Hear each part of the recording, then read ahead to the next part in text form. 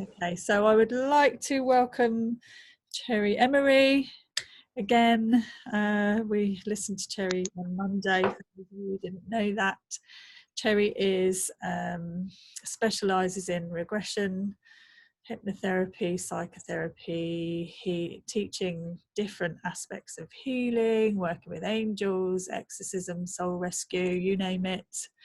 Cherry's done the lot, so I'll just pass it straight over to you, Cherry. Thank you. Thank you for coming. Well, thank you for asking me. So, good evening, everybody. Suzanne has tonight asked me to speak about two things, which are protection and soul rescue. So, as protection should come first, I'll start there. So, when we talk about protection, and out of interest, I can see 6 people. How many did their protection before they came online tonight? Okay, the easiest place to pick up anything is at a spiritual meeting. Entities and all sorts of negative things love spiritual people. They like the light they carry. And when you get a load of spiritual people together, they're very happy to hop from one light to another. So the most important time to do your protection is before a meeting. So the fact that we're all in different places doesn't really matter, because if you do healing, it makes no difference whether they're on your couch or whether it's somebody in Australia. Distance and time are irrelevant. So always remember, if you are mixing with spiritual people, do your protection first. So okay, we've got into doing in person, and when I'm running a group, I often do it at the beginning. But yeah, good point. I'm going to give you some exercises in a minute. So, okay, so what do you need protection from? So for a start, all forms of negativity, earthbound spirits, demonics, poltergeist. Now, poltergeist normally only trouble people when you've got a pubescent teenager in their house, especially one who's extremely psychic. Power objects. Now, people who've worn wedding rings or engagement rings or a particular piece of jewellery all of their life can pick up the energy that that person carries. I once was teaching psychometry, and we each passed around either an engagement ring or a wedding ring. I picked up this ring from a lady, and it felt like lead in my hand, and I saw the blackest clouds, swirls of depression that I've never seen in reality. And I said to her, I held it and I looked at her and I said, where does this terrible depression come from? And she said, because I knew she was happily married, and she said, it was my first wedding ring. She said, we went to a rugby match. She said, we were only teenagers. We got drunk out of our minds. We all went back and slept on the floor of a house. It was only in the morning I realised that my husband wasn't there, because I was too drunk to notice, but he was too drunk as well. And he went to the wrong house, and instead of coming in, he wandered off and ended up on the railway track and got hit by a train. And that was the end of her first husband. But this ring she carried all the emotion. So if you're clearing a house or you feel negativity somewhere, it can be in an object. Religious objects also can carry an awful lot of negativity, especially things in Africa that have been owned by witch doctors. So although you see things in junk shops, or Great Uncle Henry has passed you on a chest of drawers, left it in his will, do be cautious, because it can carry real darkness and it can really affect your home. So be careful of power objects. Ouija boards, as we all know, can be fun if you do the right protection. If you set a Ouija board up with all the archangels around you and your guides acting as gatekeepers, and you challenge everything you get, you can actually, they can be good. But for the average teenager who thinks they're going to be fun, they can be downright dangerous. They can kill people, actually. you've got psychic attack and curses. Now, we in Britain or the UK don't tend to think about cursing people very much, but on all the other continents, I've had clients from Ukraine, Russia, Africa, and to them, cursing is an everyday event. Well, you know, and it's real, unfortunately. So then you've got to find a way to remove it all. So it is very real. Black magic, astral fragments, elementals. By elementals, I mean mischievous little fairies or people who are out of their realm and attach themselves to humans and actually live and then start draining the energy. Imprints on the ether. Fear or shock. Now, if you hear of tragic news and you go into shock, your vibration can go so low that it makes you very vulnerable to pick up. So if you've done enough protection in advance, hopefully your aura will stay strong. Other things, of course, are computers and mobile phones, and mobile phone masts are very dangerous. The other thing, negative earth lines. Now, I don't know if any of you are into earth lines, ley lines.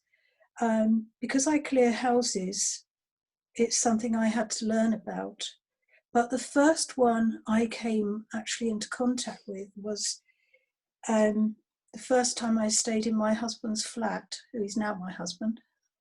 I lived in a house in London, which I shared with 3 other girls, which was great fun until we all got sort of boyfriends. And one of the boys was a bit violent, and he persuaded me to turn down my TV one night at knife point. And my husband, who was then my boyfriend, was on the telephone, and it freaked him out. And he said, "Come over here, you're going to get killed there, you're going to be murdered in your sleep." And I said, "Well, I don't think so," but I went anyway. And when I got to his flat, he said, "Well, I don't care where you sleep, you can have the sitting room, you can share my bedroom, you can do what you like." Well, I said, "Oh, I may as well share your bedroom," because he had a flatmate. This was a Victorian flat in Surbiton. Anyway, I walked into this bedroom and froze. And I said, "This is the most haunted room I've ever been in all my life." And he just laughed at me. Anyway, we'd been asleep about an hour, and I screamed the place down in my sleep. And he said, "What on earth's wrong?" And I said, "I don't like that one coming in through the door at the moment. He's a murderer." And he switched on the light, and the door was opening by itself. And he just looked at me, and he said, "How do you know that was happening?" And I said, "But why don't you know?" Anyway, we put a bolt on it about 6 inches, 8 inches long. And after that, they would thump along the hall and flush the loo. But I could lay in bed and watch, just like a railway line. There was a negative ley line, and it was my first experience of a real negative line. And it ran along the bottom of the bed. And I could just lay there and watch all these beings going along it, because any earthbound spirits can use a negative ley line like a train track. And then, of course, if that train track runs through a house, to them there's a station, and wow, let's get out and investigate. So if your house is built on a negative line, it can kill you actually if it runs through your bed, but it can cause all sorts of chaos. So it is something to consider. I mean, that's where Feng Shui, and I mean, in China, they dowse everywhere before they build a building. And, you know, so many other countries wouldn't dream of building on negative lines. But in this country, there's not room for everybody, and they just build on everything. So that is something, you know, to think about. Okay, I'm going to talk about your aura, because your aura is your natural protection. So your aura is an invisible electromagnetic force field that emanates from our human bodies and chakras. It's the same for animals, trees, and plants. It reflects thoughts, emotions, and other information. And one of its main functions is to protect an individual from outside negative influences, including discarnates. So, do any of you see auras? 1, 2. Okay. So seeing auras is peripheral vision. It's not clairvoyance. And it's something anybody can learn to do. I remember spending a few months thinking, well, if everybody else can do this, surely I can. And it's like those funny pictures that you've got to adjust your eyes to. You need to look. The first time I saw an aura, I had a bowl of hyacinths on the coffee table and I was looking at the TV. So in other words, these hyacinths were actually in my vision, but I wasn't looking at them. And while I looked at the TV, the aura around these hyacinths was fantastic. The minute I looked at the hyacinths, the aura was gone. So if you want to practice, try laying in bed. I suppose I've got lovely trees where I lay in bed, so I can just watch the trees. But you need something halfway between, say in a room, halfway across the room, you sit on one wall and somebody sits halfway and you look at the wall, you don't look at them, and suddenly their aura will pop up. It's just a knack. Okay, you can also feel auras. I don't know if any of you have tried this, but if you actually really rub your hands together and build up the static, and you come in from the sides like this, your hands will bounce on somebody's aura. It's always a fun thing to do, so you can try that out. Sorry, somebody's giggling. Okay, another thing that can destroy your aura is fear. So you must remember, sorry, my husband was the other side of the door, he put me off. And negative forces feed off fear. So again, that's something you need protection from. So you really do need to build up your aura to make sure that if you lose a bit of it through the day, you've got enough to protect you. So we're going to do just a little exercise to build your aura up. I mean, you might be familiar with this, and I don't know which forms of protection you actually use, but we're going to just practice 2 or 3 just short ones tonight. So I'm going to start with the white light. So all close your eyes, and if you can, just ground yourself. I don't know how many of you have got feet up or whether you've got feet on the floor.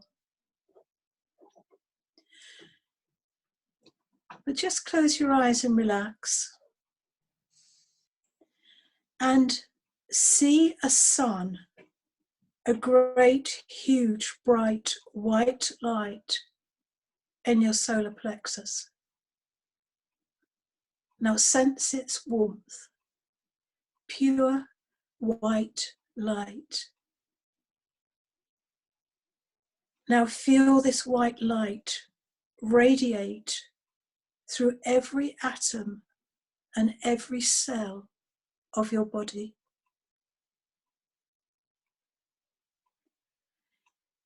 Feel it light up as it goes down your arms and reaches your fingertips.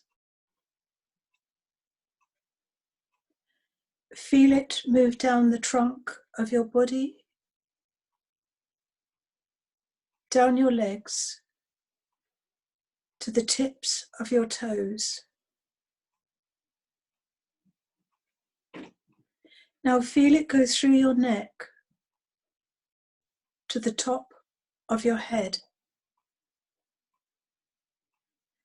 And now, as your whole body is full of this white light, see it leak from your body and fill your aura with a brilliant radiant, dazzling white light. So just like an egg, your body is the yolk, your aura the white, and the shell is the edge of your aura, protecting both. You glow, you radiate, you become white light. And as it shines, it raises your vibration and it protects you from negativity and harm.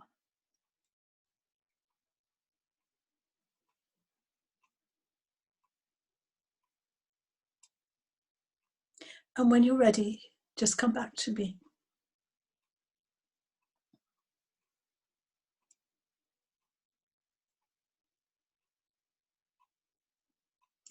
Now, I did explain this Monday, but for those of you that weren't here, the edge of your aura, for anybody that can see auras, can dictate who you are.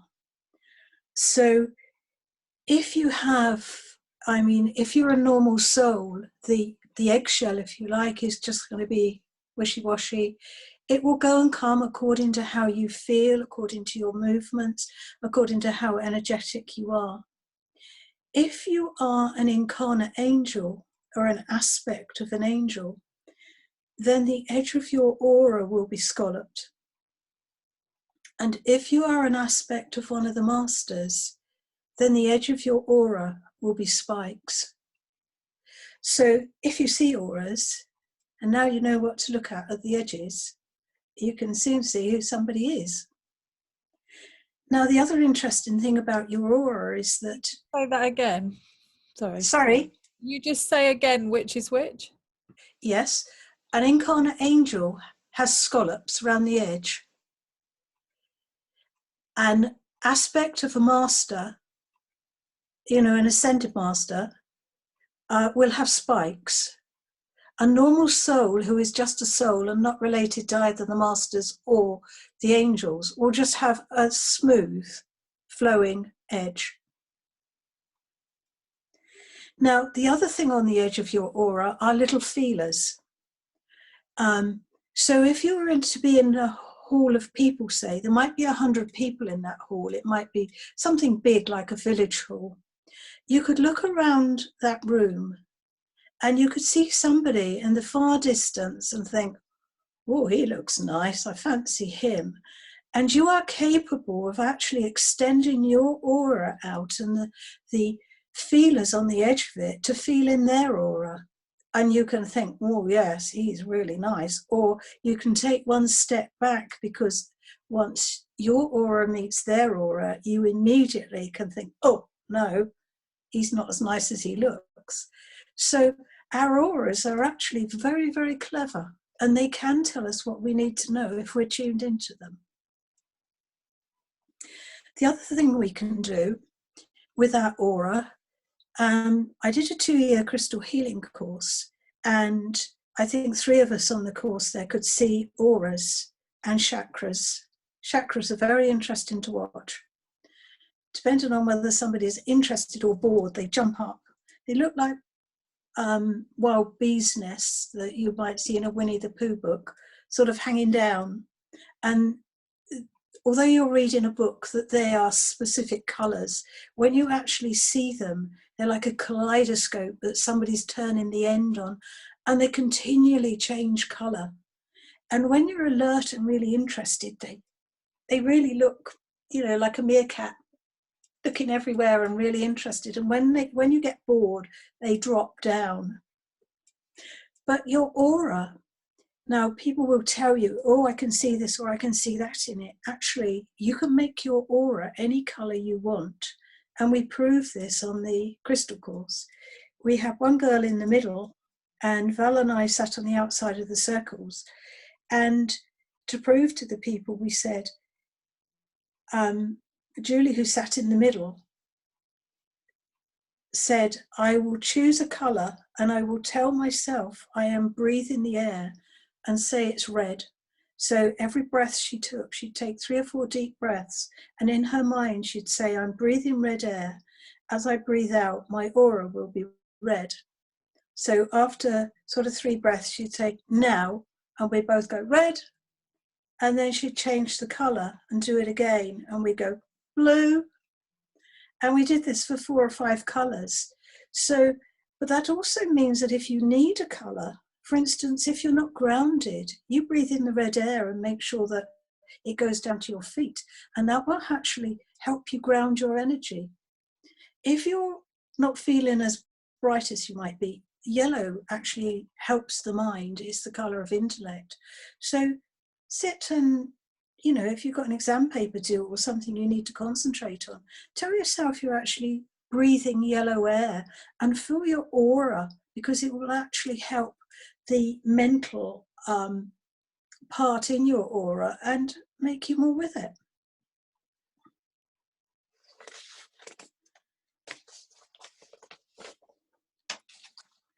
Okay, other forms of protection.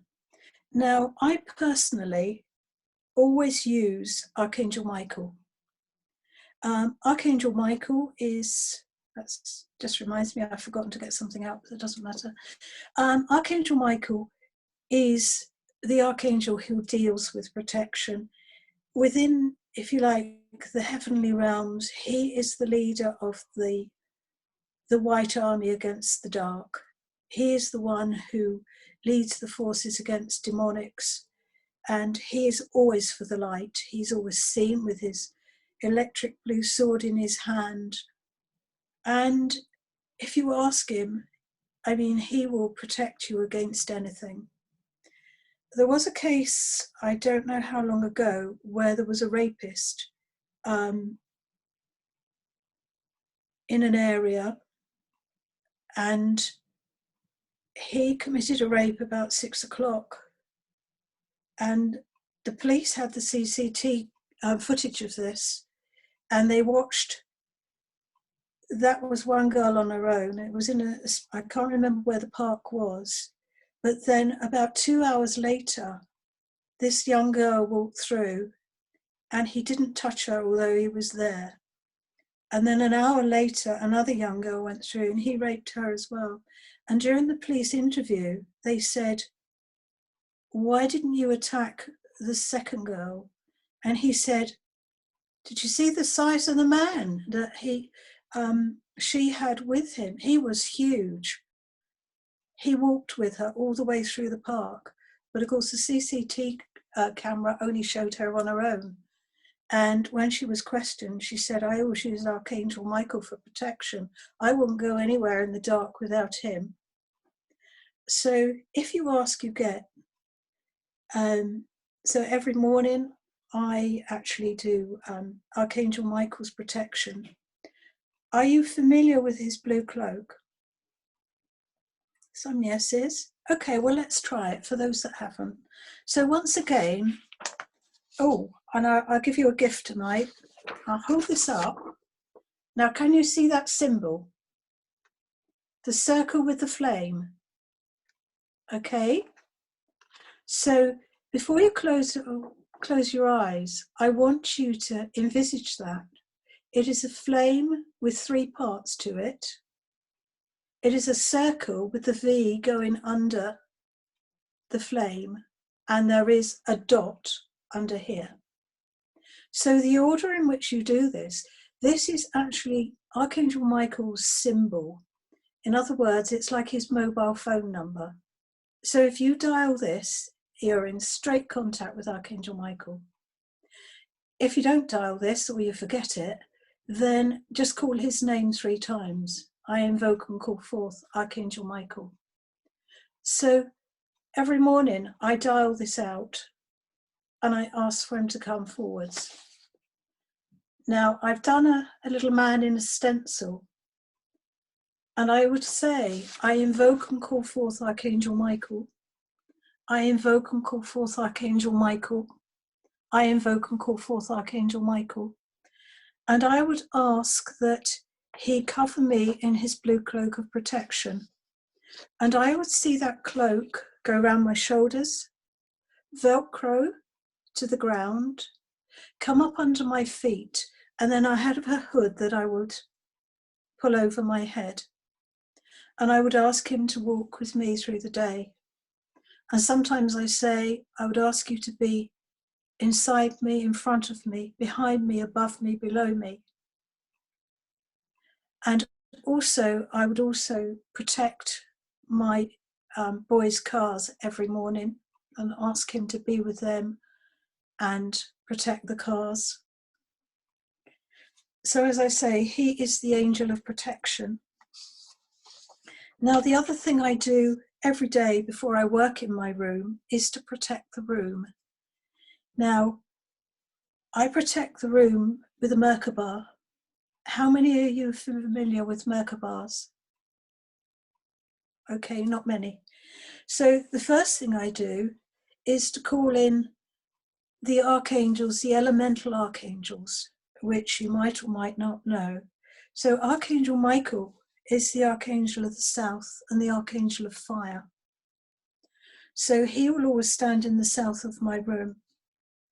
I ask Archangel Raphael, who is the archangel of the east and air. He's also the archangel of communication. Archangel Gabriel is the archangel of the west and water.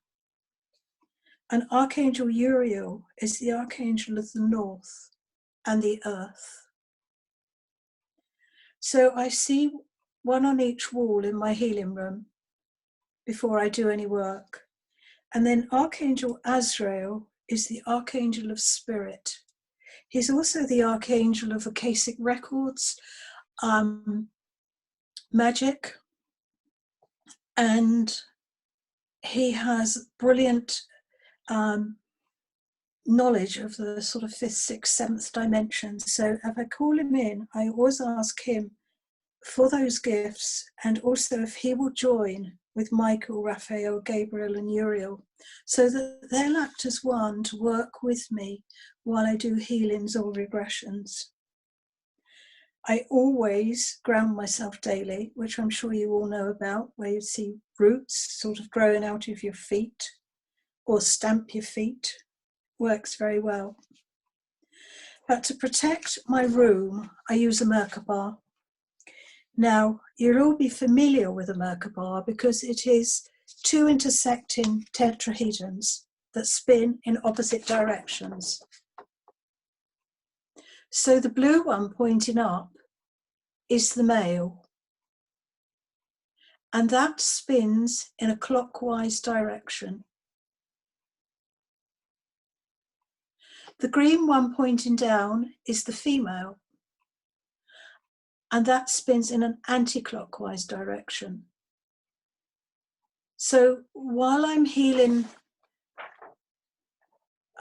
protecting my healing room, I would see that bigger than the room, so that the whole room is actually enclosed within the Merkaba. And while you're actually dialing it, I would actually dial in and see it and spin it in my mind. And as the male one spins, I'm saying Merkaba, Merkaba, Merkaba, and see it spin it clockwise. And then I draw out the female part that points down to the earth, and again say, spin it anti-clockwise, and again say Merkaba, Merkaba, Merkaba.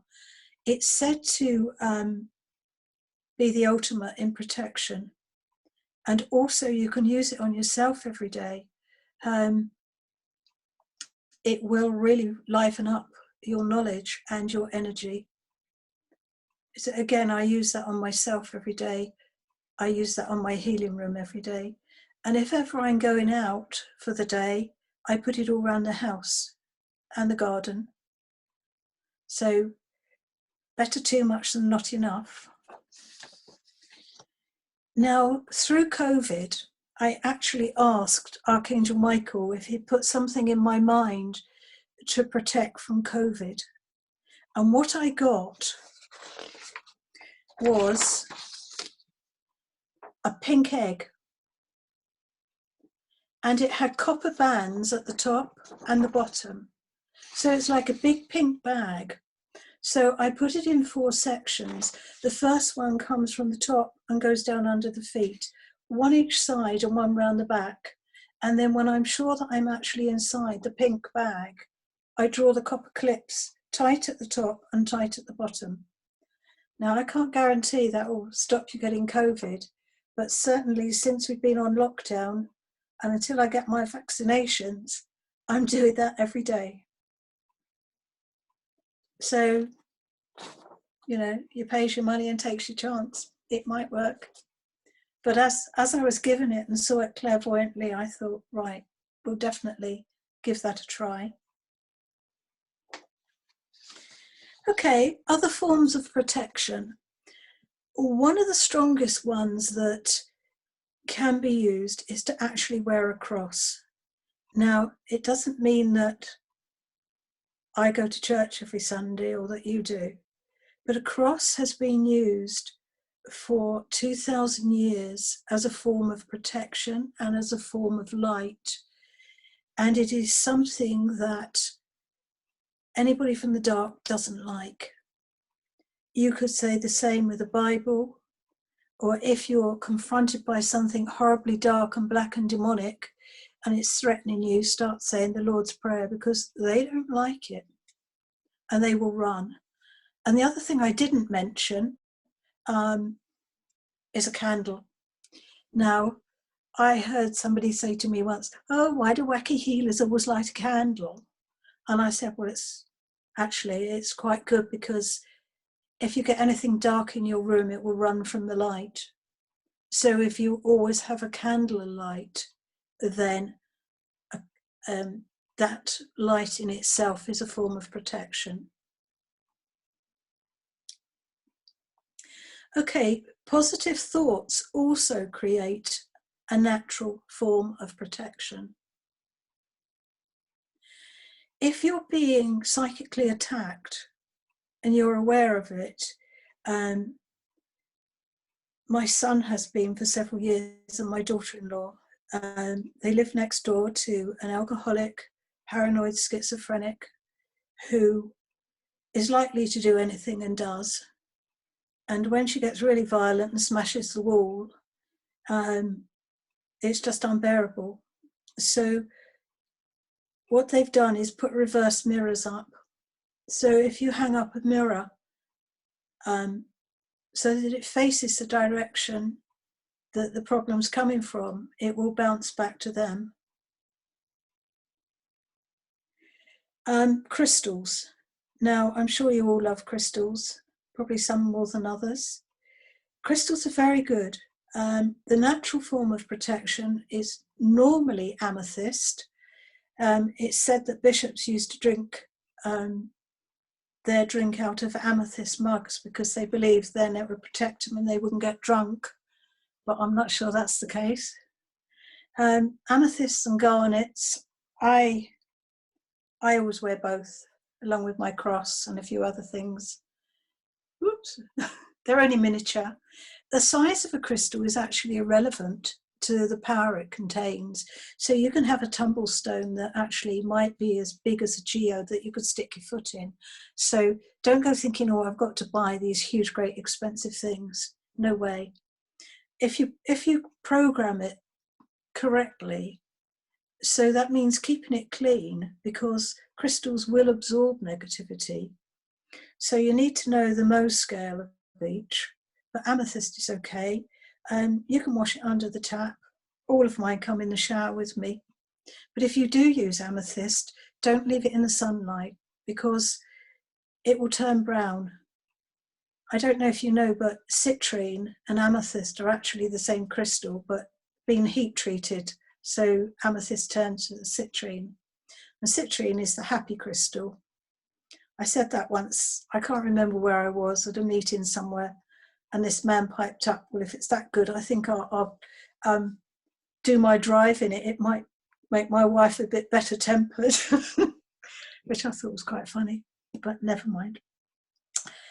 Okay, garnets are also very good, but at the end of the day, you can program any crystal to actually protect you, and it will.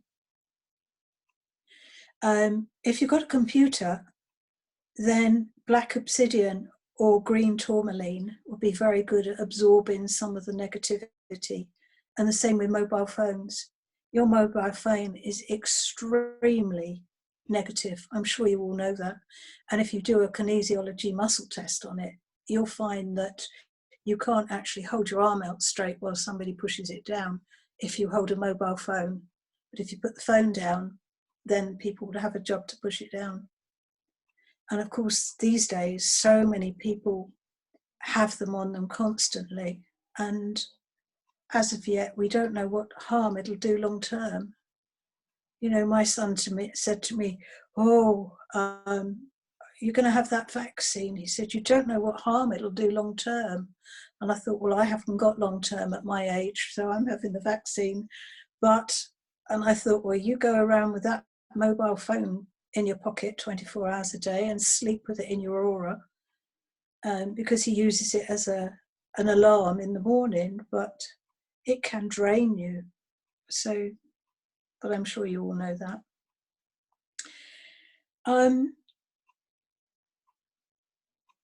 Clearing your own energy and your healing room, again, another form in a way of protection. I'm sure you all know that you can use incense, joss sticks, bells, drums. And when you do that, don't forget to do the corners, because stagnant energy can get stuck in corners. Now, another thing, of course, you can use violet flame. Are you all familiar with violet flame? Yeah. Everybody is. Okay. So I don't need to tell you about that, but I've been through ceremonies where I've been initiated into the violet flame. Maybe you have too. Definitely when I teach Sukim, you're initiated into it. I've done a lot of other things with violet flame as well. And violet flame is actually anchored at Leith Hill. I don't know if any of you know that. Are you all in Surrey? Yes. Most of you are. Well, I don't know if you're familiar with Leith Hill. The violet flame used to be anchored just outside Glastonbury, but about, I don't know, 3 or 4 years ago, it moved and it was anchored at Leith Hill. And I went to the service that anchored it because I've always been so, I just think violet flame is brilliant. Since I learned what it was and started using it, you can see it working. It's just amazing. You can use Bach flower remedies, but what I would say to you is you can make your own, whatever you want. Now, I had a friend who was making Bach flower remedies and, oh, this is good for protection, that's good for protection. But actually,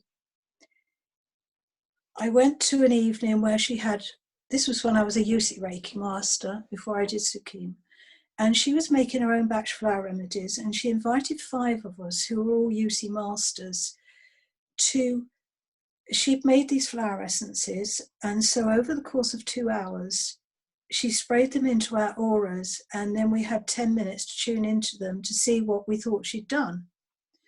So 1 and 2, I didn't get a thing. 4 and 5, I didn't get a thing. But number 3 was one of the best clairvoyant things I've ever seen in all my life. And it turned out to be the life of Jesus. It started, I saw the angels, I saw the shepherds. It was so clear that I could see the guide ropes that held the tents down and the stones in the desert. It went through the whole of Jesus's life through to the crucifixion. But as I say, I didn't get 1 and 2, and I didn't get 4 and 5. So at the end of it, we all compared notes, and the other 4 people got 1 and 2 and 4 and 5, and I was the only one who got 3 and nothing else. So the lady that made the Bach flower remedies explained what she'd done with 1 and 2 and 3 and 4, and which flowers she'd used and what their purpose was. But another lady, her friend, wanted to prove a point and had done number 3. And she said, all I did was get some pure spring water. She said, and I held it up and I asked it to be filled with Christ consciousness. And she said, as memory has water, every time it sprayed it, if you can just tune into it, then that's all you need. You don't need flowers. You don't need anything but intention. So if you wanted to make your own protection, you could actually just get some pure spring water and ask Archangel Michael to put his essence in it, or Saint Germain and the violet flame. And then you could spray that in your aura every day, and it would really be powerful. So there's no limit to actually what you can do for protection.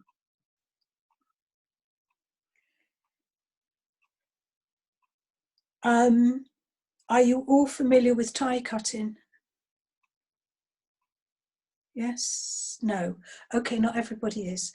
Well, tie cutting is, it is a form of protection, because when you cut ties, you get your energy back. Now, anybody can set up these invisible energy lines between, for instance, you're looking at me tonight speaking, and it's possible for you to set up a line between yourself and me. Now, if somebody really likes you, say you've had a brilliant romance for a couple of years, and then you break it off, and this man is absolutely besotted with you, like some stalkers are, then every time you have a relationship with somebody, or even a talk with somebody, excuse me, these energy lines are set up. Now, on an unconscious level, it is possible for them to steal your energy through these lines. So it's really important that 2 or 3 times a week you cut negative and draining ties. Now, you can do this in several ways. You can just ask Archangel Michael to come in and actually do it for you, and he will. Or you can use your fingers like scissors, like this, and you can actually just say, I cut any negative and draining ties, and go through each chakra like this, and go down to the bottom, and that will cut the ties. The other thing that will actually take your energy or will restrict you is any outdated binding ties. Now, it could be that in a past life you've been a nun and you've taken vows of chastity or poverty, and then in this life you wonder why you're not interested in sex, or you feel guilty if you make money. And it could be that you've got binding ties you've made in a past life that actually are still intact. So get your old binding ties that are outdated cut as well. And again, Archangel Michael will do that for you. He's really good. It's a good job his energy is so vast, because so many people call on him to do so many different things, but he's pretty good and he always does it. And if I'm doing it absently and I ask, if I'm doing healing on somebody, I just say to him, would you cut any, please, draining ties or negative ties? And I jump if they have them and he's cut them. And the same with any old binding ties. So it really is worth doing. Another way of protecting yourself, and maybe you all know this as well, are you all healers of some sort? Yeah. Is that you must stay neutral while you're healing. The minute you put your emotions into healing, or you want an outcome, you make yourself vulnerable. You open yourself up to actually take on what that person has that you're healing. And I know this the hard way. I was, maybe 20 years ago, I went down to Glastonbury to Little St Michael's, I don't know if you know it, at the foot of the tour.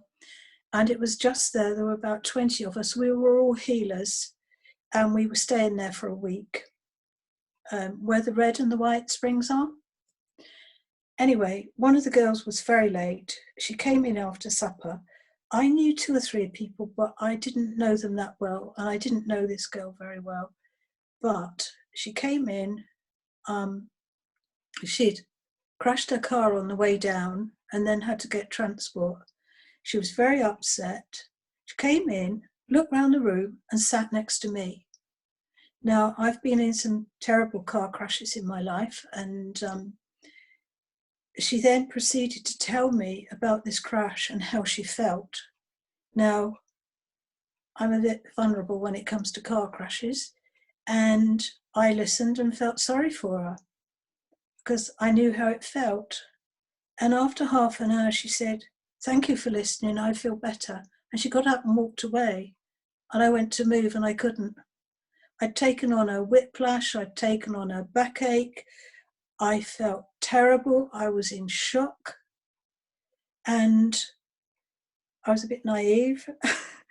And I remember Edwin Courtney, I don't know if you know him, was taking the course. And I said, "What have I done?" And he said, "Well, if you don't know, I'm going to leave it with you all night because then you won't forget, will you?" He said, "I'll shift it in the morning if you haven't got rid of it." So he said, "Well, you should have stayed neutral while she told you, and you wouldn't have picked it up." And the other thing is that I once gave healing to somebody in intensive care on a life support machine. I asked in advance what they wanted me to do, but again, it was somebody within the family, and their heart started up. I got home and I couldn't lay down in bed for 6 months. The pain in my chest was so bad. And then I kept thinking, well, should I get rid of it? Because I don't want it to go back to the person it came from. And it was only when I bumped into another well-known healer in Dorking who said, "You need to get rid of that, it'll kill you." And I thought, oh, okay. And so I did. So when they tell you can't catch anything from being a healer, believe me, you can.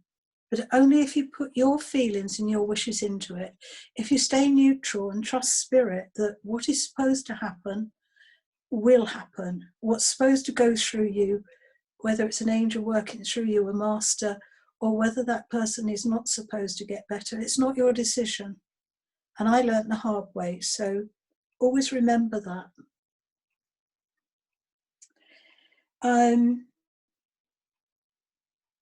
You can, of course, always use salt. Now, salt is very good, as you know. If you've got an injury and you swim in the sea, it's likely to heal an injury. And if you've got a problem with a hand or a foot and stick it in a bowl of water, it does very well. But salt is a crystal, and therefore it's cleansing. It will draw out negativity, and you can program it. So when I used to clear houses and actually go to the house, as I cleared each room, I would take a bag of salt with me, and as I came out of that door, I would sprinkle it in the doorway, and I programmed the salt not to let any more negativity through. So I would start at the top of the house and I work through every room and just sprinkle the salt and think, that's that room cleared, and then push everything down to the ground floor and push it out the door when I got to the bottom. So salt is very good. You can use a violet egg, I'm sure, as you know, for protection, and invoke the gold ray of Christ while you're standing in a violet egg, and that works very well. You can use a ring of fire. So you see the fire coming up underneath you and circle completely around you as though it was an aura made of fire. And that, of course, works very well for protection as well. Okay, so has anybody got any questions about protection before I move on to soul rescue? Pop yourselves off mute if you want to. Oh, Sue. Hi. You were saying that you would program salt. How would you do that? Literally, if you need to cleanse something, you can use a cleansing symbol. Have I got a pen here? Well, anyway, I'd cleanse the salt and I would hold it in my hands and I would tell it 3 times what I wished for it. because it is a crystal. So you can program any crystal just by holding it in your hand. Always cleanse it first. Just looking for a pen. Hold on.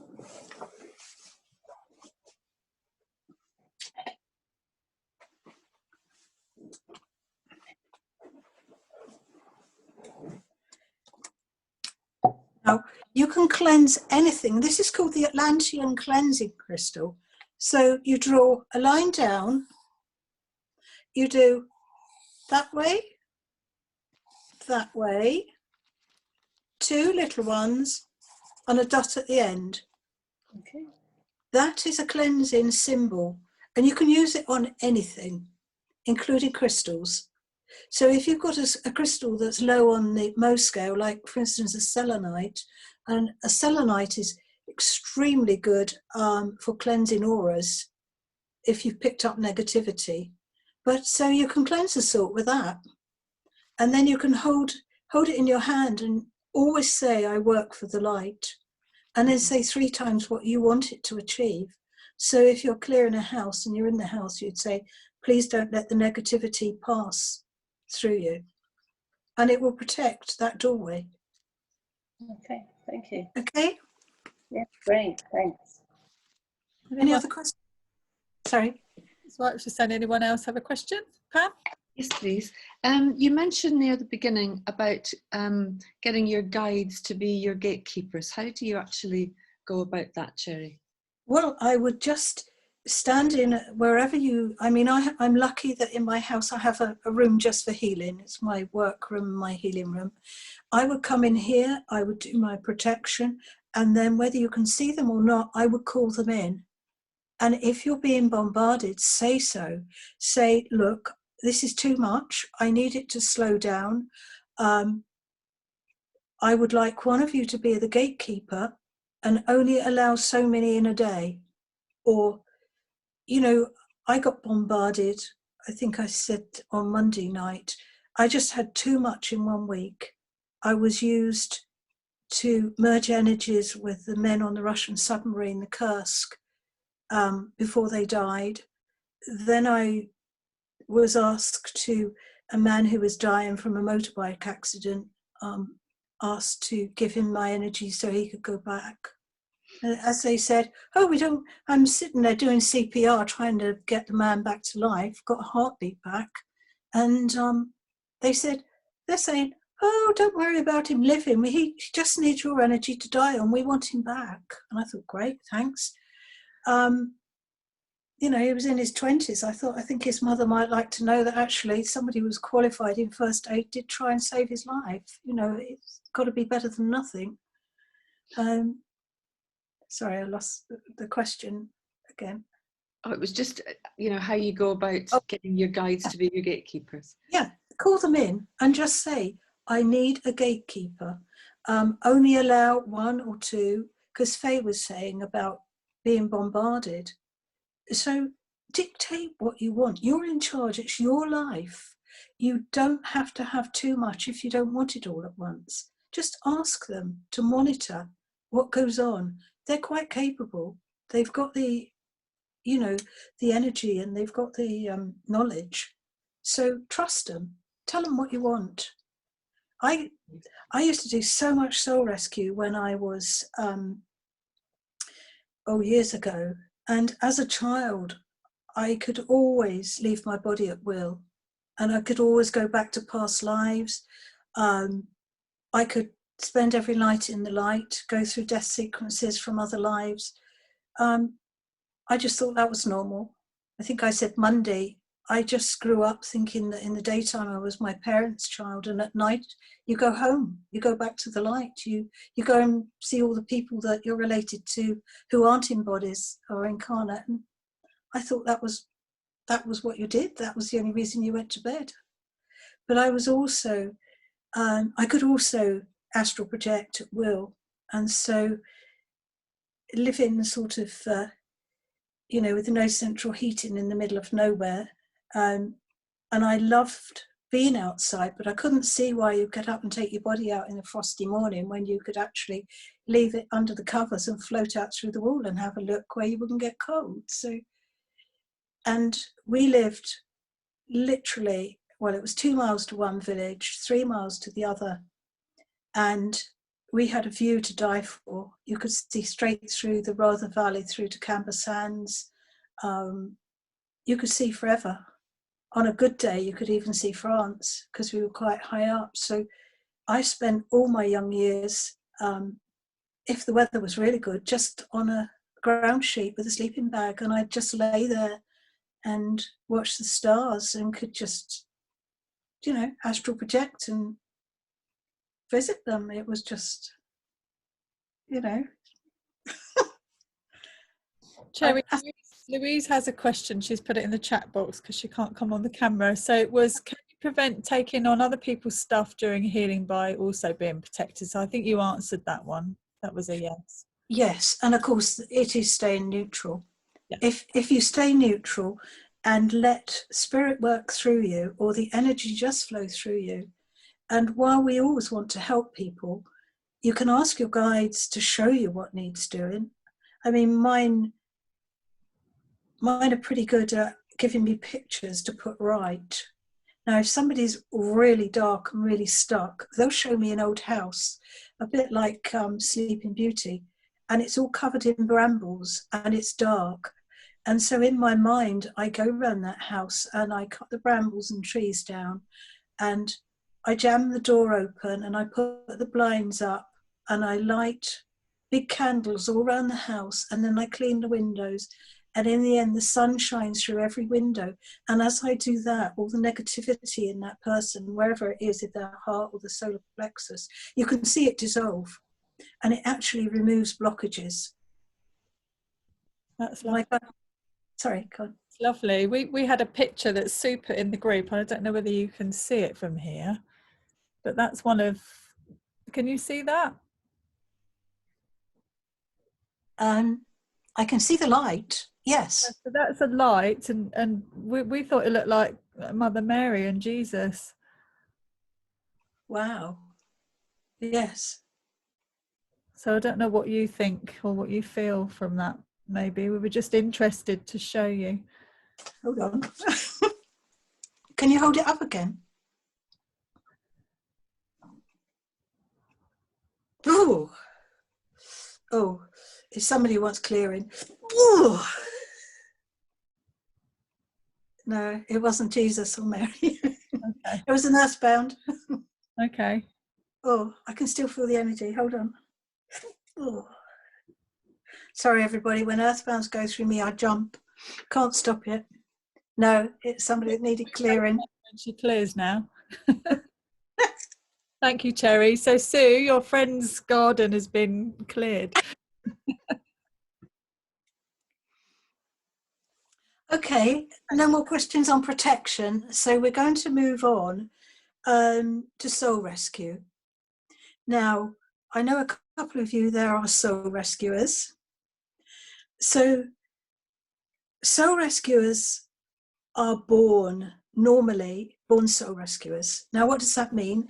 That means that if you look at life in the beginning and think that the divine is everything there is, and that the divine wanted actually to experience things, so the divine took cells from its vast being and put them outside itself and gave these souls free will.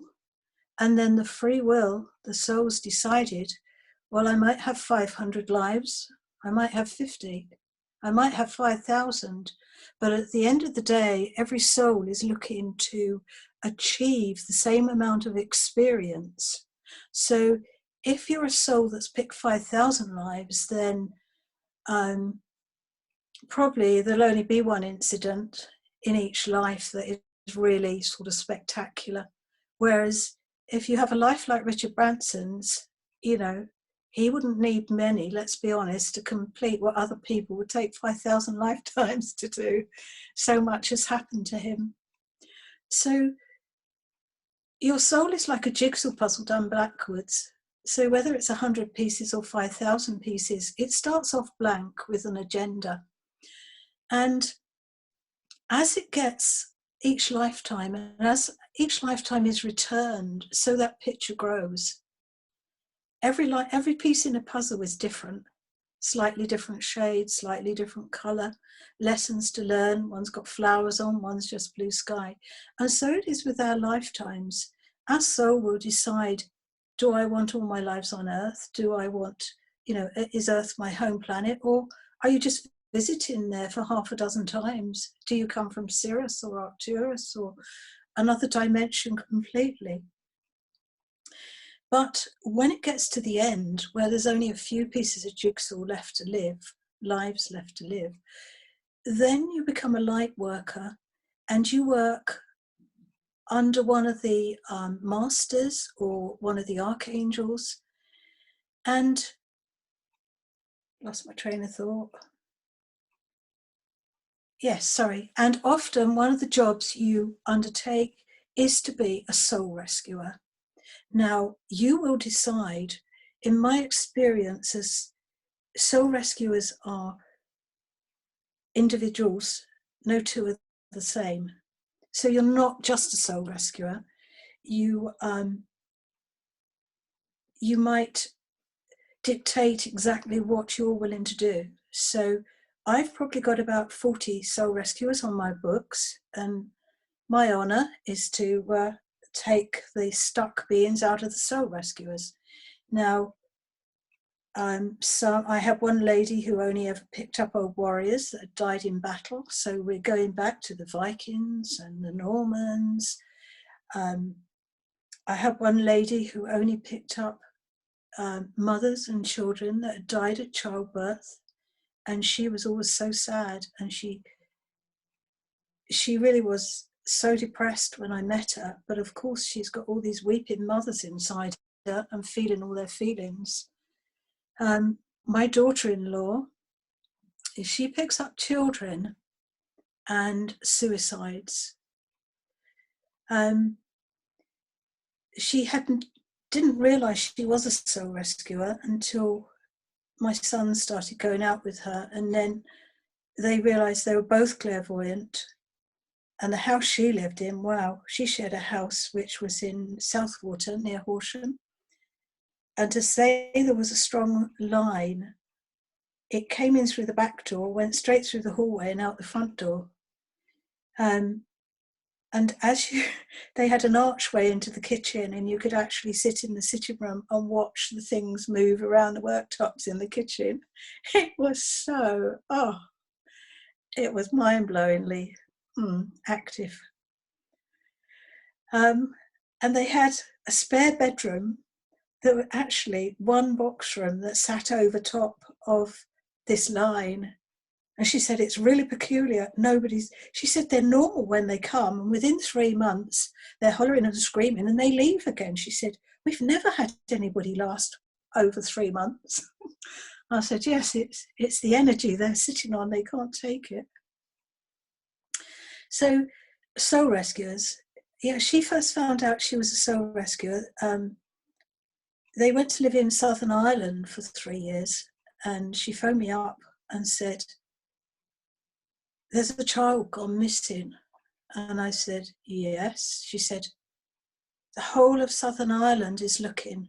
She said, in Ireland, nobody harms a child. It's unheard of. Children don't go missing. Nothing happens to children. They kill anybody that hurt a child. And I said, yes. And she said, but he sat on my bed last night and asked for help, and I don't know what to do. So I said, I'm presuming he's dead. And she said, yes, he said it was an accident. And it was another child that had actually killed him by accident, who was terrified, didn't know what to do. It was an accident. But she said, anyway, he's decided to come and in our flat and sit on my bed until I get him help. So I said, well, just give me his name and I'll pull him through from here, which I did. But since then, she's very good and she rescues the children herself.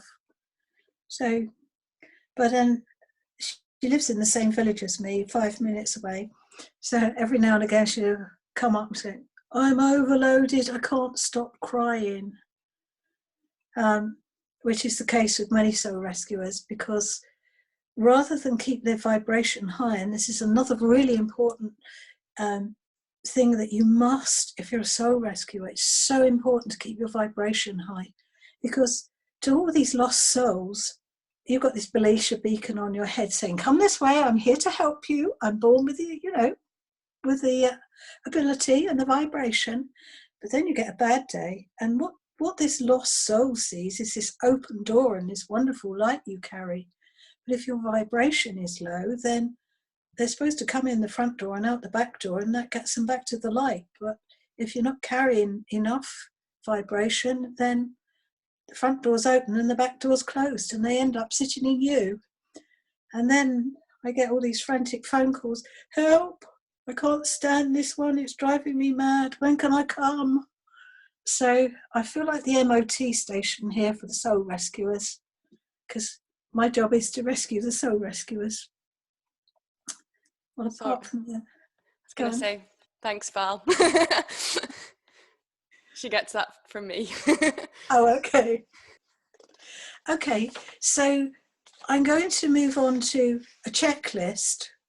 If you think somebody's actually got an attachment, what you would look for. By an attachment, I mean an earthbound soul stuck to them, or an elemental, or something they don't want. So you're looking for low energy levels. You're looking for a character shift in their moods. Mood swings up and down, crying 1 minute, hysterical the next. You're looking at the fact that they're hearing voices. They may suddenly take to drugs or alcohol in a big way. That would be because whoever they've picked up was a drug addict or an alcoholic. They would have impulsive behavior. They would have memory problems, poor concentration, a sudden onset of anxiety or depression, or an onset of a physical problem without any cause. I have seen people, I had an undertaker here once, he used to pick up nearly everybody buried, honestly. He said to me one day, he said, it's not fair, I may as well just set up a standing order into your bank account. But he came to me one day and he picked up this little old lady who walked with a walking stick and had a bent back, and he came in with the bent back, speaking in her voice. Oh dear, I had to I said, well, I can teach you what to do, but stop ignoring it and get on with it and keep your vibration up and practice everything. And he did in the end, but it was amusing. I shouldn't say that, should I? But you got to laugh, haven't you? Okay. Yes, other things are that if you've got somebody who's picked up and you can remove them, then you're going to find that person is nervous about coming to see you, because the entity in them is going to be saying, you really don't want to go to her. Oh, she's no good. She's useless. You're wasting your money going to her, because they don't want to be shifted. Another thing is that if you start reading a spiritual book and you've picked up, they won't like that. They'll try and get you to put the book down, because you might realize they're on board. If you picked up a demonic, then they definitely won't let you go to church. They won't let you pray in any way. And they won't like it if you pick up a Bible. I had a phone call once at 1 o'clock in the morning. We were all in bed asleep and the phone rang. And it was a teenager, well, it was her parents, who I cleared every week at the time. She was a prolific rescuer. She had a lot of physical disabilities. She said to me one day, it's not much fun, I'm sitting there in maths and he's saying, I won't say her name, but why don't you just get on with it instead of daydreaming? And she said, you've got all these kids, Victorian ones with knives in them or with hang ropes around their neck, saying, oh, you can help me, you can see me. She said, and then you've got the teacher nagging at you, why are you daydreaming and not getting on with it? And she said, it's awful. you know, people don't know what it's like. And if I told them, they'd just send me off to the CAMS. She was under CAMS anyway. But anyway, I got this phone call at 1 o'clock in the morning from her parents, who were absolutely distraught, and said, she's sitting under the kitchen table with a large knife in her hand. She's speaking in the voice of a man who said that he wants to kill us. We don't know what to do. So I said, oh, I think you better bring her over. And of course, the minute I took him out, she was back to normal again, and she always was. But she picked up such horrendous things that got her to do the most outrageous things. 2 or 3 times she took overdoses, and she'd get carted off to the hospital again. And her mother would be at work, and she'd rush over and she'd say to him, I'll be an hour and I'll bring her back. And she'd phone me and say, can you fit her in? Just take out whatever she's got in her, because then they'll see she's normal again. And this poor child, she grew up like this. And there are people that do. And I had another young man up in Oxford, and he really has the most amazing energy. And he could see everything, but all through his teenage years, he was terrified of it. I don't want this. Why is it me? Why can't I be like my friends? I don't want this. But now he's at university and he's really taken it all on board. And 90% of the time he can clear himself. I always told him he would. It was just practice. He had to get there. And now he sees, he saw one that I got a phone call, would I clear this week? It wasn't in him, it was in a building, and he tried to clear it, but it hadn't gone. It was a bit stubborn. But, you know, it's brilliant. So there he is, still a teenager, and he's going to go for the rest of his life helping everybody, clearing them and clearing people. And so it's amazing. So yes, soul rescuers normally work for the light, are an aspect of a master. No, sorry, they work for a master or an archangel. And again, if you find out who is your master and call them in, they'll help you. They're all there to help you. You only have to ask. Okay, so other forms of soul rescue is your typical rescue circle. Have you all sat in circle for rescue? No. Okay, I used to run my own rescue circle at one time. I've had a go at most things through the years. And there would be 4 or 5 of us. We would form a circle. I would call in the archangels, north, south, east and west before we started. We would set up an energy circle, and often we would nominate a building. So it might be a hospital or a prison or a school, somewhere we knew, where there would be a lot of lost souls. Or it could even be a battle, you know, a battle from the Second World War, First World War, or Civil War, whatever you like. And then we would call to them, because distance and time make no difference. And we'd say, we have here a circle of light, and you are free to come in it, and we will help you back to those that are waiting for you and those that love you. And then we were all clairvoyant, so we could all see who turned up. But there's no limit to what you could do that for. You could do it, you know, you could choose a town in Syria. There is no limit. I must tell you, we were holding a circle down at one of my friends' houses one evening, and we had a lady who was a reader come along. And at the end of the evening, she said to my friend, you've got a dog called so-and-so. And she said, well, I did have it. It died 10 years ago. She said, yes. I said to it, why don't you go and sit on the settee next to Anne? She said, and the dog said, I wasn't allowed to sit on the settee while I was alive. I don't suppose it's any different now I'm dead. Right. So rescue circles, yes. You get big ones. Do any of you know the church over at Ewell in the village? The spiritual church? Okay, because they, well, when COVID's not around, they have a big rescue circle open to anybody once a month. It's led by Kieran, Morgan, anybody know him? And I can't think of the lady's name. She's a shaman, but it's very good, and you get quite a few people.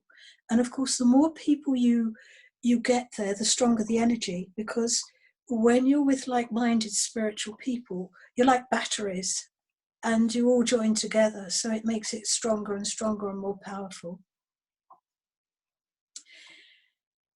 You don't ever you don't break a circle. So if you're in a circle, you stay in that circle until it's closed down.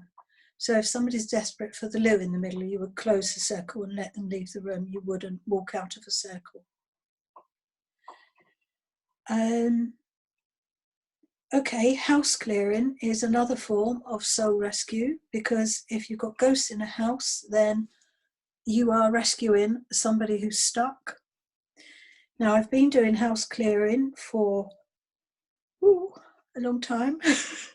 I started with the cottage at home where I grew up. Both my parents had grown up in haunted houses, could happily see ghosts. And we knew that in the cottage at home, none of us saw it, but we knew exactly where this entity was. And it didn't do any harm. So it was left there, because although my parents could see, they didn't shift spirits. But when my father died, which was about 25 years ago, my mother said that she kept crying. And I said, "Are you by the cooker in the kitchen when you keep crying?" And she said, "Yes. If I go upstairs and sew or knit, I'm fine." She said, "It's only when I'm in the kitchen." So I said, "Well, it's that spirit, whoever it is, it knows that Dad's gone and thinks you're vulnerable, and it's trying to get your attention." So I said, "Oh, I'll come down and clear it." Well, I'd never cleared a house before, and I thought, well, if other people do it, it's got to be in a book somewhere, and everything's only a process of learning. So, sorry if you heard this Monday. So I thought, right, I'll work out what to say, and I called in Jesus, and I called in Saint Germain, and I called in the Ascended Master Dwell Call, and he is the chief master, Ascended Master of Exorcism. So I went through the ritual, and I was made aware that what I'd shifted was a Roman soldier. So it had been there nearly 2,000 years in that space. And I was really happy it had gone. And anyway, the next day I was like a zombie, couldn't move my face. I was just staring into space. So I called up Edwin and said, "What have I done?" And he said, "Will you tell me what you've done?" And I said, "Well, I cleared a cottage, and I called in Jesus and Archangel Michael and Ascended Master Dwell Call." And he said, "You mean you used a cannon where you could have used a starting pistol? Any one of those would have done it and helped you. You've blown your fuses." He said, "Give it 2 weeks, it'll all come back to normal. And next time you work with them, they won't affect you, because your energy will recognize their energy." So that was fine. But yes, he said, you've used a cannon and probably blown it to smithereens. You would have only used a starting pistol if you'd have just asked one of them. 5 years later, after that event, I used to often do healing in drop-in centres where any healer can go and give healing for somebody who runs a drop-in centre. And I was at Merthsham, and a friend of mine ran a healing centre there that anybody could go to on one night of the week, and any healers could go and just give healing. So at the end, when all the visitors had gone, the healers give each other healing. And this lady who I'd never met said, "Oh, I think we'll work together and I'll give you healing." So I said, "Lovely, I'll give you some afterwards." And then she said, at the end of the healing, she said, "I didn't have to heal you. All I had to do was put my hands there. This massive archangel came along, gave us both healing, and said, 'Would I give you a message?'" She said, "But I don't understand a word of it." So I said, "Okay." And she said, this archangel asked me to tell you that the entity you shifted from the kitchen above the cooker wasn't blown to pieces. It was safely returned to the light and says thank you. 5 years later, 60 miles away, with somebody I've never met. So there you go. I thought that was good. Okay, more soul rescue. I have a friend in Hastings and we work together on a lot of things. She's a kinesiologist, but she's also a very good exorcist. So when we get demonic things, the guides and her guides are brilliant. They're more chatty than mine. I channel archangels, but my guides keep quiet. And they say that if we both use her guides, then we'll always work together. She came up to stay with me a few summers ago, and we went out for the day and we went to Hampton Court. Neither of us had either been inside Hampton Court before. So we go up the steps inside Hampton Court and sit on this bench waiting for the film to start, which is going to give you the story of Hampton Court. And as I'm sitting there, this earthbound spirit walked up to me and went straight through me, and I went, oh! And I said, do you see that ghost? It's just gone through me. I don't know who that was. I didn't see who it was. Anyway, the film started and they said, you're sitting in the haunted gallery. This gallery is haunted. And I said, it's not anymore, but I can't tell them. So now, Soul Rescue, the first big exorcism I did was actually in the church in Newell.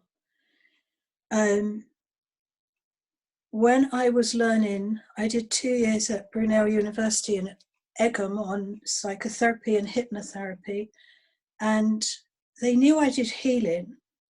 And somebody on the course actually said to me, can I come and talk to you? I'll come to your house. So in he came and I made him a cup of coffee, and he said, what does it mean when you suddenly start talking in foreign languages and you can't stop it? And I said, probably means you need some healing. So I put him on the couch. Well, that was it. He had a demonic in him so big that it reared up out of his body. He went practically unconscious and started swearing at me in every language you can imagine. So I said, I think this might be bigger than me. So I got in a couple of other masters and the three of us had a go at it, and it was not willing to budge. So we hired the church in Newell and I had 9 healers, and we all stood around, and it was just like the film The Exorcist, just my hands on him. And we were all sort of omming and asking everybody in to help for it to go. And he would rant and rave and contort. And then he would come back to consciousness and say, it's not me, Cherry, honestly, it's not me. It's this thing in me. I can't get a word in edgeways. And then he'd go, ooh, and he'd go again and it would come back. One of my healers passed out. And while I was watching her on the floor, this demonic in him, because I took my concentration off, started coming up my arms. And I was slowly losing all the feeling in my arms. So I yelled at one of my other healers who I ran a drop-in centre with. I said, Peter, stick your hands on me and push this thing back out, which he did. Anyway, it took us a couple of hours, but eventually we won and it was gone. But that didn't happen by accident. I found out that he had almost invited it. Somebody had injured him once in a car crash and he couldn't forgive them. And he lived his life on pure hate. And that hate, again, soul rescuers have this beacon of light, but if you forever hate somebody and loathe them, you put up the dark light that actually attracts the demonics, because they will feed off the hatred and feed off the fear. And so he was utterly and completely demonically possessed. But that was a bit of a, wow, I wish it had been videoed because it was just unbelievable. And things like that don't come along too often. It's the only time I've ever hired a church. Nowadays, with my friend down in Hastings, if we know it's demonic, they'll either say, I can clear it, or it will take two of us. We have one waiting down there that they've said, we must work together, we must be in the same room and hold hands together to clear it. So unfortunately, that came up in March, and because I've been on lockdown ever since, that poor person's still waiting. And we do have one in America that needs us both together, so that person's waiting as well. So yes, demonics are few and far between. They did have us, the guides will often give us jobs to do, and while ISIS was huge, they asked us, normally we'd meet up once a month and work on really extreme cases. But the guides did ask us if every time we met through the ISIS crisis, if we would work together to remove the demonics that were actually driving ISIS, because they said that they had collected so many of them because there was so much evil going on, but half of it wasn't the people committing the crimes, it was the demonics that were driving them.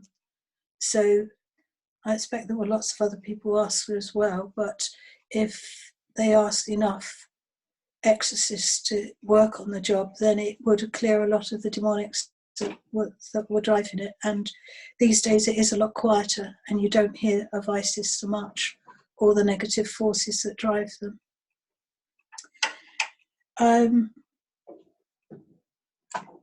I trained in hypnosis and psychotherapy because when I started sending back past lives from people, I did it clairvoyantly. And I could have somebody in for healing, and the person on the bed could change into somebody from a former life. And it would only be because that former life was earthbound. The first time it happened, the lady came in a white blouse and blue jeans, and I was sort of halfway on her solar plexus when suddenly she turned into this princess in beautiful silk clothes, an Indian medieval princess. Her husband stood by the bed, and he was, wow, to die for.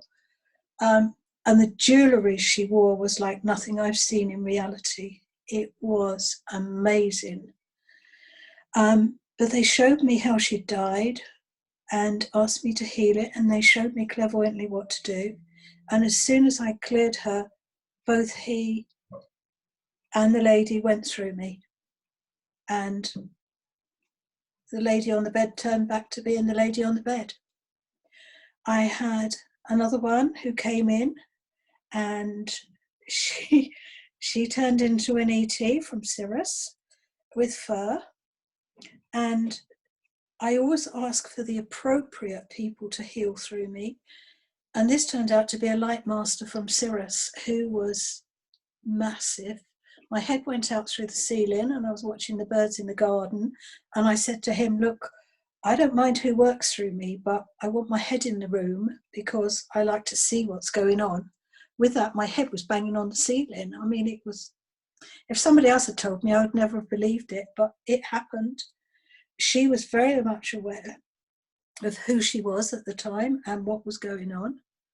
And again, the minute the healing was done, whoop, straight through me, he disappeared, and she was back to being the person who came in the door.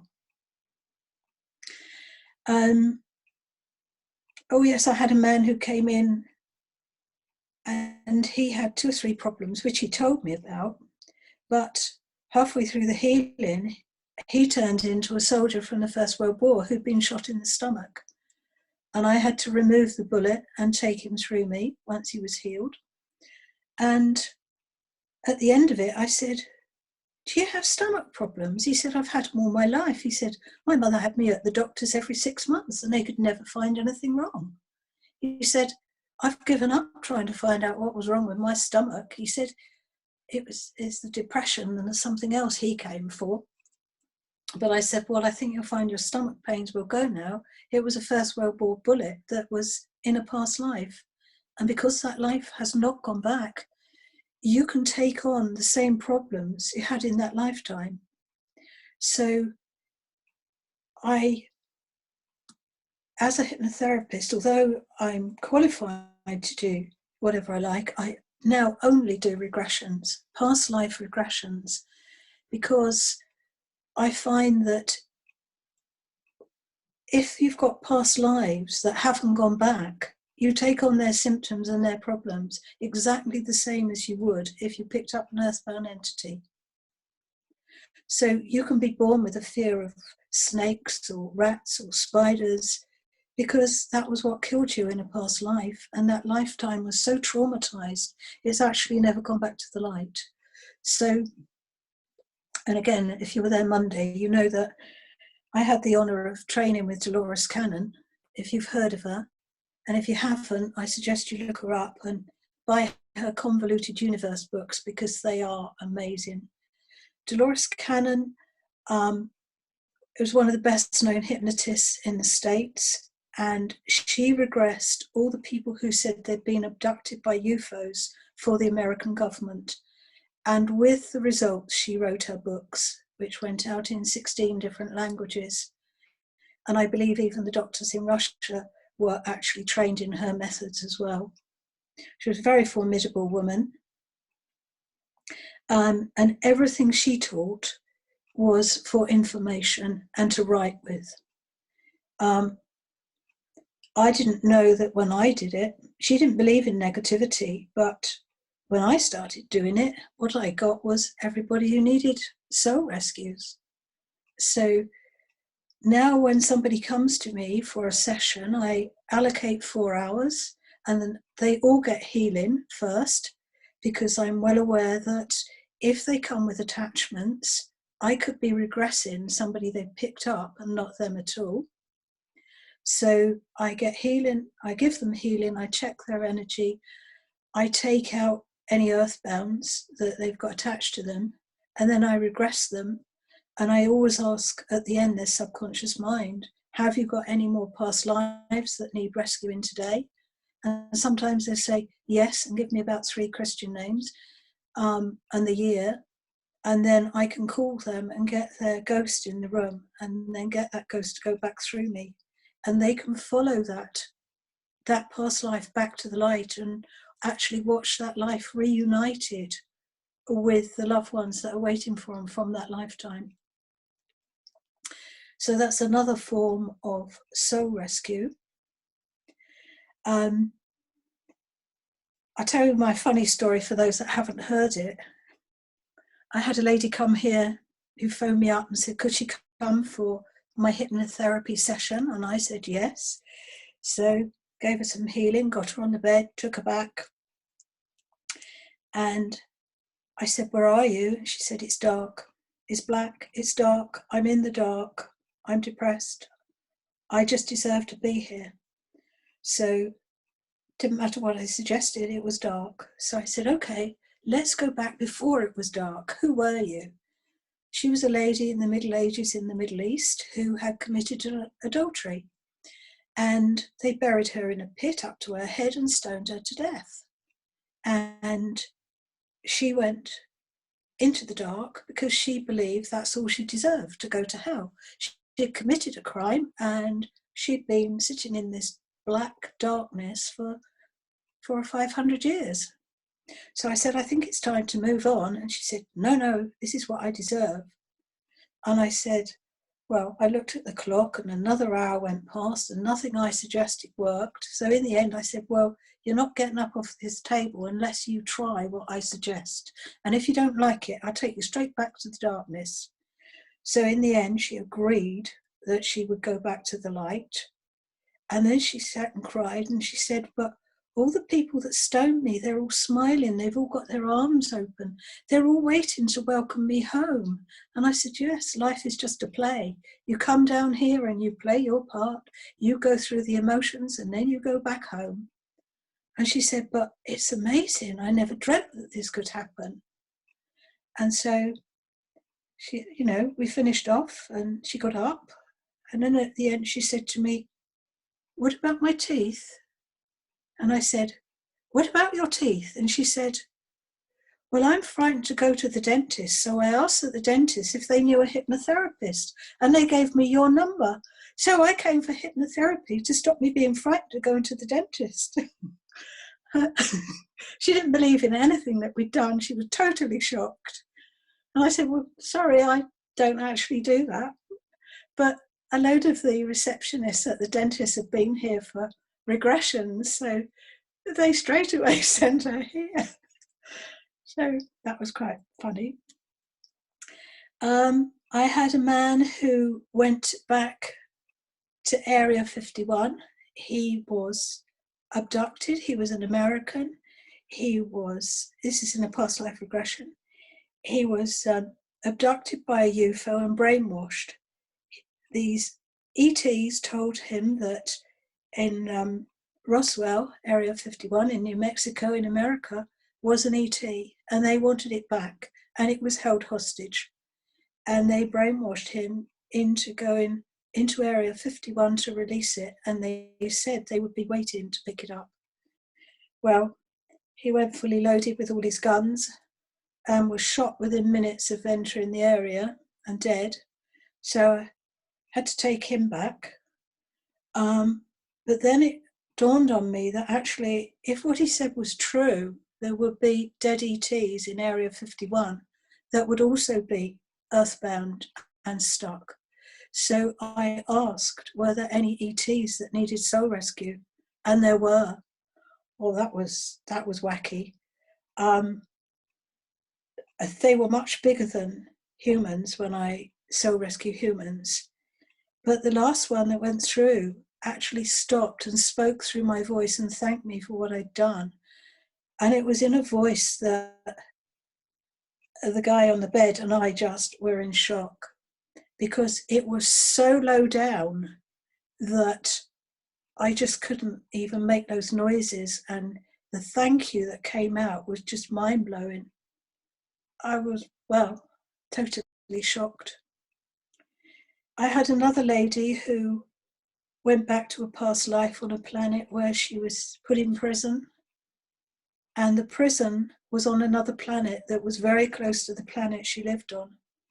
And she was the last prisoner on that planet, and she died alone. And she'd been there for hundreds of years as a ghost on this planet all by herself. And she had no idea really that she was even dead or what she was supposed to do. And she just related that this life had gone on and on and on. She wasn't unhappy. She got the planet to herself and there were flowers. And anyway, I explained to her that she could go back and join her people and that whatever crime she'd committed didn't really matter, and got her back. And again, she was absolutely elated. She had no idea that she was supposed to go into the light. So it's the same for ETs. Don't ever be put off if you see an ET. It's no different. They're no different. Soul rescue for them is no different. If you're a rescuer, they'll all go through you.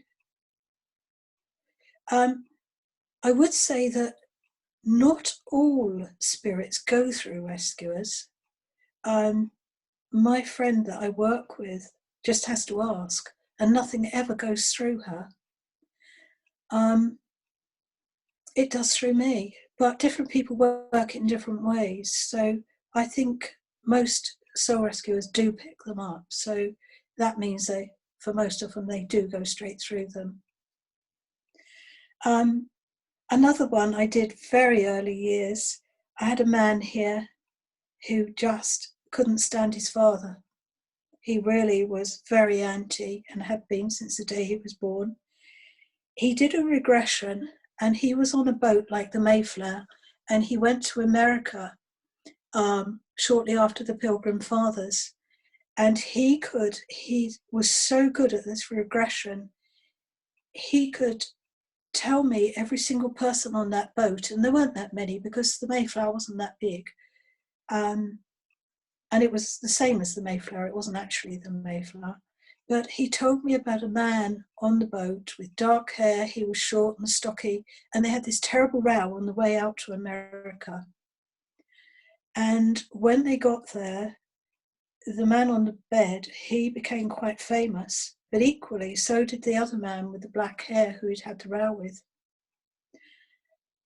And interestingly enough, when he got home, he went on to American Famous Lives, and he found himself, and he found the man who he'd had the row with, and he realized that that was his father in this lifetime. Oh, I've got goose pimples even telling you. And from that lifetime to this, they'd argued and rowed. And in this lifetime, he'd been born as his son in the hope that actually there would be a father-son relationship and they would sort out their arguments, which had gone on for hundreds of years, but they hadn't, and he still disliked him. But yeah, it just goes to show you keep coming back. You sort out the problem, and if you don't, you come back and try again. So I did point that out to him, that unless he made it up with his father and made an effort actually to get on, they'd be back in another lifetime arguing again. So can we ask, see if anyone's got any questions? Of course. Yeah? Anyone want to come off mute and ask Cherry some questions? Sue? Yes, please. Do you know, you know, the people who have people inside them? Do you find that ever they get diagnosed with schizophrenia or anything if they're hearing voices? Yes, often they do. I had a lady here once. She did do a regression actually, yes. But when I gave her healing, I took 4 entities out of her. She had been brought up in South Africa, and at the age of 5, she'd run into, what do they call them? The smugglers who take the elephant tusks. And she'd been held at gunpoint, and she'd been terrified. She'd taken on 4 entities. She was in her mid-50s at this stage. And she said, the psychiatrist has diagnosed multi-person syndrome. I said, well, he wasn't far wrong. There's you and the 4 you picked up. Now I've taken the 4 out.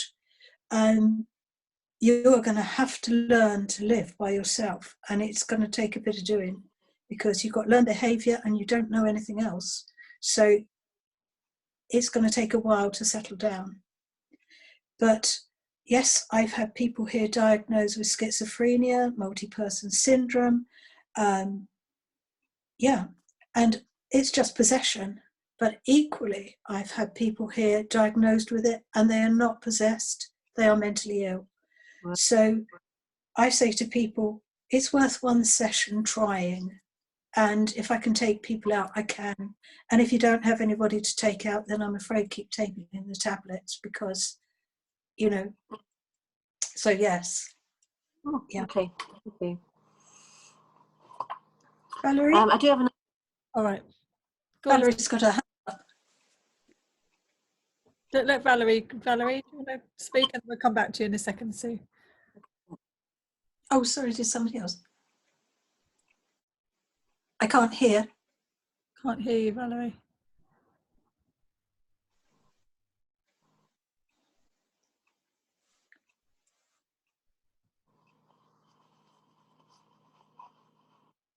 Oh, we'll ask Sue again while you sort that out. Sue, do you want to ask your other question? Yes, please. How do you know who your master is? You mentioned that you find out who your master is. Well, that's a very good question. And I probably only know who mine are because I've had readings. Do you know Edwin Courtney? No. No. I did an awful lot of work with him, or probably 25 years ago, for several years. I would say I learnt more from him than anybody else. And he told me back then who my masters were. It was before I was channeling the archangels. and that the fact that I was down to work with Metatron. I work with all the archangels actually, but yes, I can't automatically tell you. My friends' guides are pretty good, but they don't always know. I would get somebody like Edwin Courtney. He does readings. You can even do them through the internet. And actually, normally you can ask about 5 questions. So you can say, can you tell me who my overseeing master is? Sometimes when people come here, the angels or the archangels will jump into me and tell them, but I can't guarantee that. I don't trade as a medium. I don't advertise that I do that, because if nothing happens, then at least, you know, I'm not taking money under false pretenses. But sometimes, especially incarnate angels, their overseeing archangel will come through and tell them that they're guiding them through this lifetime. Yeah. Gabriel is very good. I even in lockdown, I had a lady who was expecting a baby, and she had a couple of months to go, and she just wanted me to make sure she was clear because she was a rescuer. And I was on the telephone. She booked a telephone appointment, and Gabriel jumped into me and talked to her for a good 10 minutes about the child she was carrying, about how he was overseeing this child and all the qualities it would have. And often I work far more with angels than I do with masters. Although I do work with masters, sometimes they'll come in. I can't guarantee that I'll channel. Sometimes I do. I've channeled people's dead relations. Normally it's archangels. My guides tend to keep quiet. As I say, I use my friends. But yeah, somebody who's really top of the range could tell you. Mm-hmm. As I say, I couldn't guarantee telling you. Okay. I might do, but I wouldn't say I could. Yeah. I did an experiment one day. I read a Diana Cooper book. I expect you've all heard of her. Yeah. Her books are so good.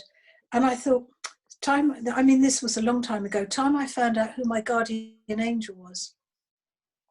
So I did this experiment, sitting in a bath, did all the things she said. I said, right, I want to see you. Who are you? And I saw this picture of this man. I said, oh, it's you. I've been seeing you for years. I just didn't know who you were. Anyway, I said, what's your name? Not a word. Are you going to speak to me? Not a word. So I said, okay, you look like somebody I used to go to school with. His name was Martin. I'm going to call you Martin. Anyway, Edwin Courtney was doing a Guardian Angel Day. And as he went out, as he said, as everybody leaves the hall, I'll tell you the name of your guardian angel. And he looked at me and he said, oh, I see you've got a big hunky man, Cherry. And he said, his name's Dan. And he said, why do you keep calling him Martin?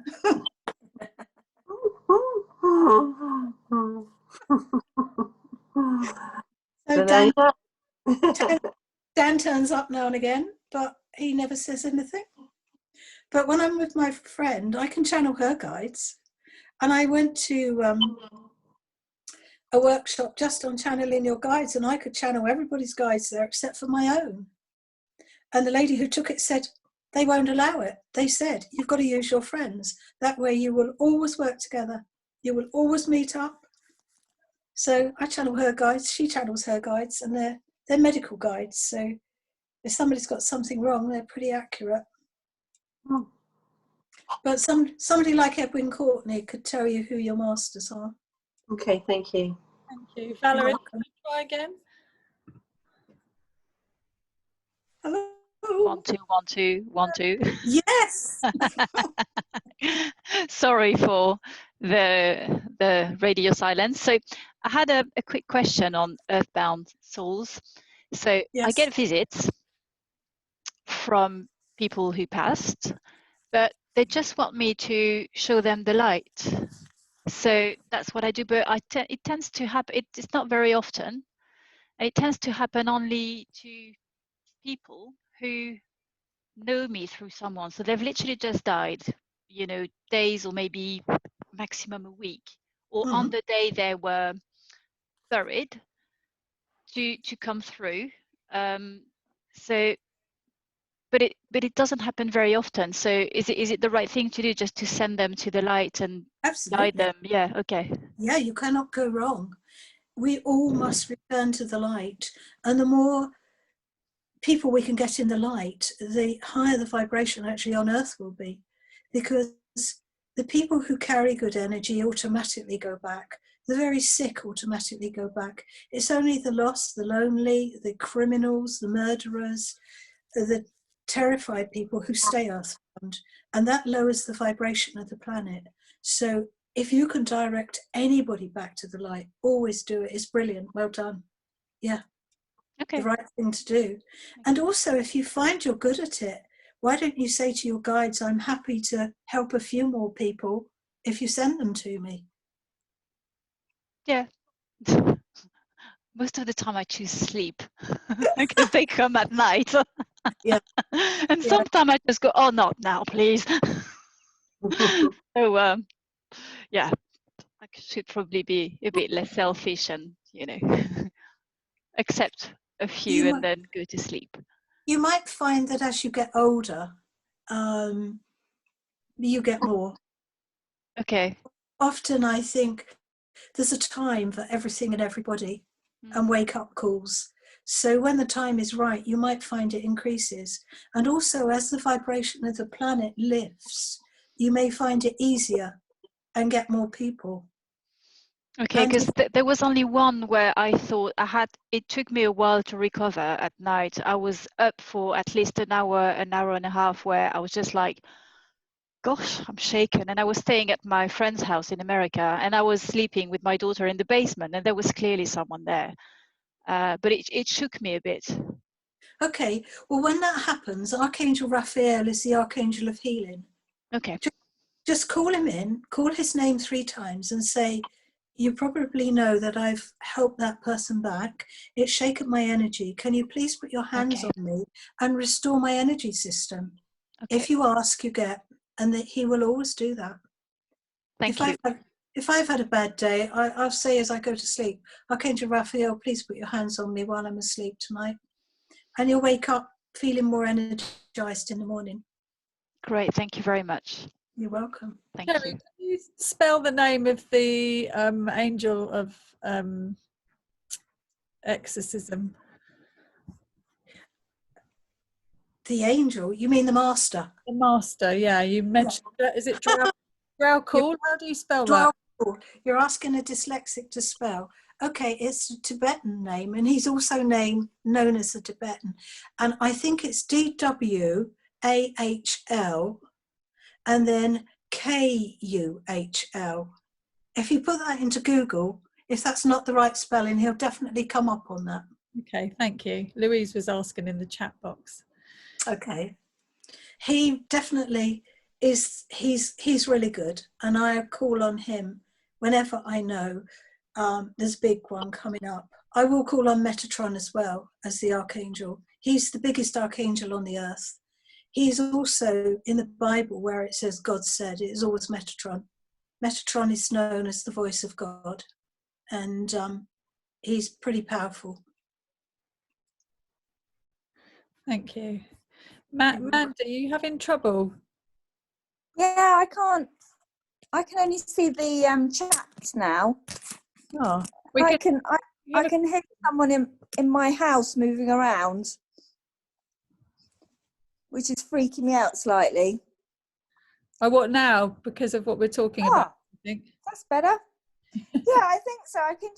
I've heard it before. It's a rumbling, and I'm on my own. The cats are in the house with me, but in the room, and I can just hear something moving around upstairs.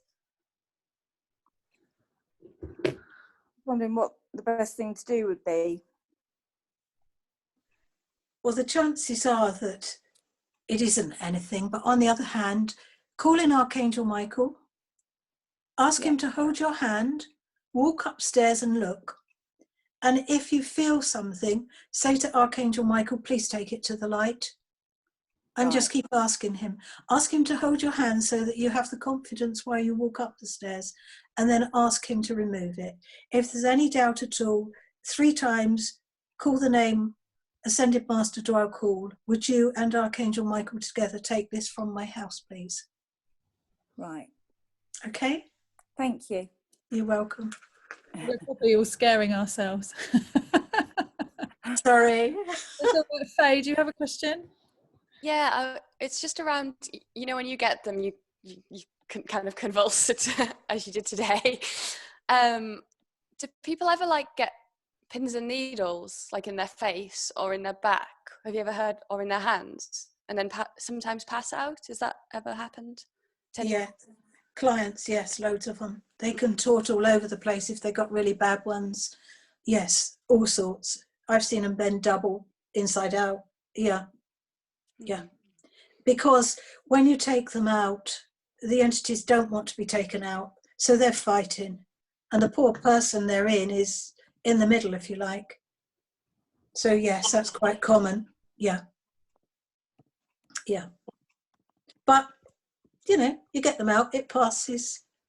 They're pleased when they're gone, so it's just something they go through. Not everybody does it. That's fair enough. Yeah. Hey, Louise has a question in the chat box, and I've heard this too.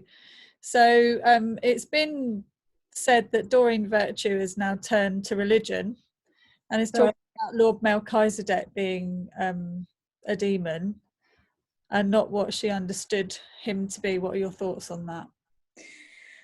Well, I've not studied Melchizedek. There is a whole series of learning you can do, which is about a 2-year program, which is the following of Melchizedek, Run Below Melchizedek, I believe it is. And I haven't done that, but Melchizedek the Archangel is the greater form of Michael. And absolutely, I mean, he is said to be the nurturer of all angels, and he is to angels as Jesus is to Christians. So that's where Rahani celestial healing has come through Lord Melchizedek. Yeah, I would be mortified. I cannot believe that anybody who truly understands spirit could ever go against it. Yeah. I don't think whatever happened to me in my lifetime, no matter how bad, I could ever go against the light. Because virtue's been taken over. Well, that's a possibility. The lady that, I mean, when I learnt Sukim, it was Terra May Sukim, and the lady that started that in America, she had a big row with the person who ran it in England. And when I tuned into her, she definitely picked up. And what I got was she got early dementia, and that had brought in entities. So I've never been a Doreen Virtue fan,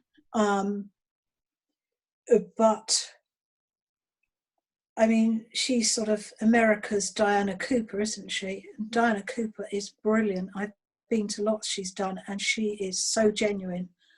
And I don't know, I've bought what's her first name? Virtue, Doreen book, but she's never appealed to me. No.